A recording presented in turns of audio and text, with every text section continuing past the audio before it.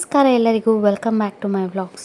ಮಾವಿನಕಾಯಿ ಸೀಸನಲ್ಲಿ ಮಾವಿನಕಾಯಿ ಚಿತ್ರಾನ್ನ ಮಾಡಲಿಲ್ಲ ಅಂದರೆ ಹೇಗೆ ಸಿಂಪಲ್ಲಾಗಿ ಟೇಸ್ಟಿಯಾಗಿ ಈ ರೀತಿ ನಾವು ಮಾವಿನಕಾಯಿ ಚಿತ್ರಾನ್ನ ಬೆಳಗಿನ ಬ್ರೇಕ್ಫಾಸ್ಟ್ಗೆ ಮಾಡ್ಕೋಬೋದು. ಅದಕ್ಕೆ ಮಿಕ್ಸಿ ಜಾರ್ ತೊಗೊಂಡು ಅದಕ್ಕೆ ಒಂದು 1/4 ಟೀ ಸ್ಪೂನಷ್ಟು ಮೆಂತೆ ಮತ್ತು 1 ಟೀ ಸ್ಪೂನಷ್ಟು ಸಾಸಿವೆ ಹಾಕ್ಕೊಂಡು ಪೌಡ್ರ್ ಮಾಡ್ಕೊಂಡಿದ್ದೀನಿ. ಲೈಟಾಗಿ ಹುರ್ಕೊಂಡು ಪೌಡ್ರ್ ಮಾಡಿಕೊಂಡು ನಾನಿಲ್ಲಿ ಒಂದು ತೋತಾಪುರಿ ಮಾವಿನಕಾಯಿ ತೊಗೊಂಡಿದ್ದೀನಿ. ಹುಳಿ ಮಾವಿನಕಾಯಿ, ತುಂಬ ಹುಳಿ ಇರೋ ಮಾವಿನಕಾಯಿ ಆದರೂ ತೊಗೋಬೋದು. ನಾನಿಲ್ಲಿ ಸ್ವಲ್ಪ ಹುಳಿ ಇದೆ ಆ ಮಾವಿನಕಾಯಿ ತೊಗೊಂಡು ತುರುಬ್ಕೋತಾ ಇದ್ದೀನಿ. ಮೇಲೆ ಚೆನ್ನಾಗಿ ತೊಳ್ಕೊಂಡು ತುರುಬ್ಕೋತಾ ಇದ್ದೀನಿ. ಒಟ್ಟು ಸಮೇತ ಈ ರೀತಿ ತುರುಬ್ಕೊಂಡು ಮಾವಿನಕಾಯಿ ತುರಿನ ರೆಡಿ ಮಾಡ್ಕೊಂಡಿದ್ದೀನಿ. ನಾವು ಮಾವಿನಕಾಯಿ ಒಟ್ಟನ್ನು ತೆಗೆದ್ಬಿಟ್ಟಾದ್ರೂ ಮಾವಿನಕಾಯಿನ ಈ ರೀತಿ ತುರುಬ್ಕೋಬೋದು.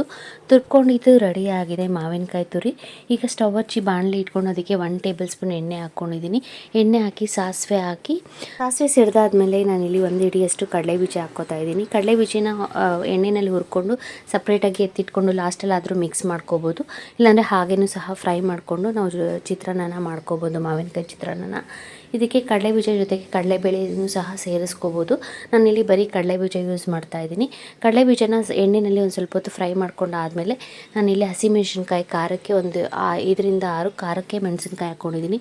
ಮಾವಿನಕಾಯಿ ಹುಳಿ ಇರೋದ್ರಿಂದ ಒಂದು ಸ್ವಲ್ಪ ಖಾರ ಜಾಸ್ತಿ ಇಟ್ಕೊಂಡ್ರೆ ಟೇಸ್ಟ್ ಚೆನ್ನಾಗಿರುತ್ತೆ. ಎಣ್ಣೆಯಲ್ಲಿ ಹಸಿಮೆಣಸಿನ್ಕಾಯಿನ ಸ್ವಲ್ಪ ಹೊತ್ತು ಫ್ರೈ ಮಾಡ್ಕೊಂಡಿದ್ದಾದಮೇಲೆ ನಾವು ತುರಿದಿಟ್ಕೊಂಡಿರೋ ಮಾವಿನಕಾಯಿ ತುರಿನ ಹಾಕ್ಕೋತಾ ಇದ್ದೀನಿ. ಮಾವಿನಕಾಯಿ ತುರಿನ ಹಾಕ್ಕೊಂಡು ಒಂದು ಸ್ವಲ್ಪ ಹೊತ್ತು ಫ್ರೈ ಮಾಡ್ಕೋಬೇಕು. ಅದು ಒಂದು ಸ್ವಲ್ಪ ಸಾಫ್ಟ್ ಆಗಬೇಕು. ಅದುವರೆಗೂ ನಾವು ಮಾವಿನಕಾಯಿ ತುರಿನ ಎಣ್ಣೆಯಲ್ಲಿ ಫ್ರೈ ಮಾಡ್ಕೋಬೇಕು. ಇದಕ್ಕೆ ಯಾವುದೇ ರೀತಿ ಈರುಳ್ಳಿ ಅವಶ್ಯಕತೆ ಇರಲ್ಲ. ಎಣ್ಣೆಯಲ್ಲಿ ಮಾವಿನಕಾಯಿ ಇದ್ದರೆ ಸಾಕು, ಸಖತ್ ಟೇಸ್ಟಿಯಾಗಿ ಬೇಗ ನಾವು 5 ನಿಮಿಷದಲ್ಲಿ ಮಾವಿನಕಾಯಿ ಚಿತ್ರಾನ್ನ ಬೆಳಗಿನ ತಿಂಡಿಗೆ ಮಾಡ್ಕೊಡ್ಬೋದು. ತುಂಬ ರುಚಿಯಾಗಿರುತ್ತೆ. ಎಲ್ಲರೂ ಇಷ್ಟಪಟ್ಟು ತಿಂತಾರೆ. ಹುಳಿಯಾಗಿ ಖಾರವಾಗಿ ಸಖತ್ ಟೇಸ್ಟೇ ಇರುತ್ತೆ. ಮಾವಿನಕಾಯಿನ ಸ್ವಲ್ಪ ಹೊತ್ತು ಎಣ್ಣೆಯಲ್ಲಿ ಫ್ರೈ ಮಾಡ್ಕೊಳ್ಳುವಾಗ ರುಚಿಗೆ ತಕ್ಕಷ್ಟು ಉಪ್ಪು ಹಾಕ್ಕೋಬೇಕು. ಉಪ್ಪು ಹಾಕಿ ಇದು ಸಾಫ್ಟ್ ಆಗೋವರೆಗೂ ಮಾವಿನಕಾಯಿನ ಫ್ರೈ ಮಾಡ್ಕೋಬೇಕು. ಫ್ರೈ ಮಾಡಿಕೊಂಡು ಇದಕ್ಕೆ ಲಾಸ್ಟಲ್ಲಿ ನಾವು ಪುಡಿ ಮಾಡಿ ಇಟ್ಕೊಂಡಿದ್ದೀವಲ್ಲ, ಮೆಂತೆ ಮತ್ತು ಸಾಸಿವೆ ಪುಡಿ ಹಾಕೋದ್ರಿಂದ ಟೇಸ್ಟ್ ಚೆನ್ನಾಗಿರುತ್ತೆ. ನಾವು ಬೇಕು ಅಂದರೆ ಜೀರಿಗೆ ಪುಡಿನೂ ಸಹ ಹಾಕೋಬೋದು.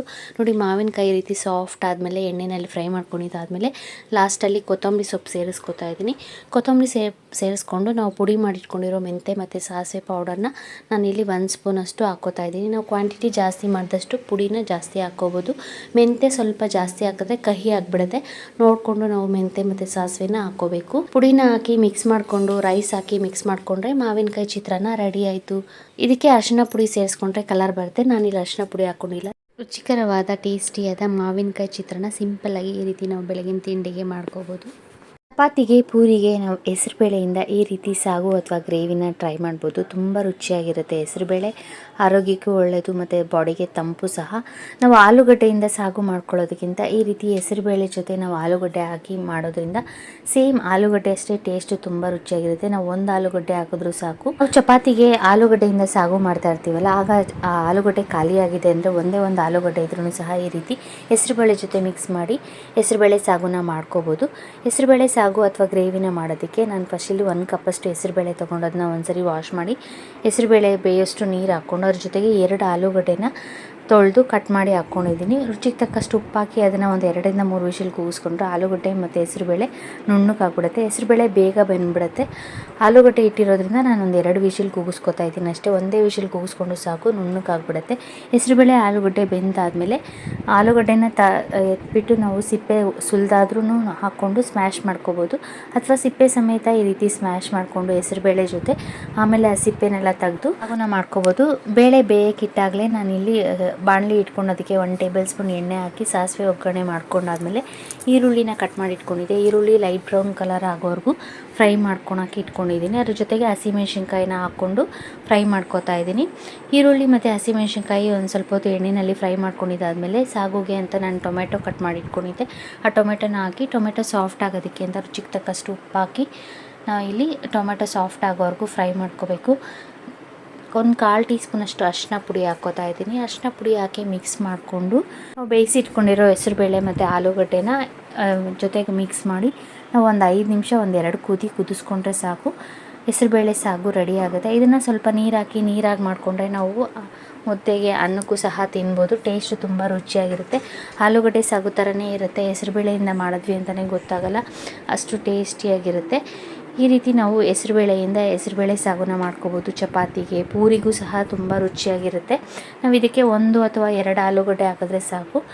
ಹೆಸರುಬೇಳೆ ಸಾಗು ರೆಡಿಯಾಗಿತ್ತು.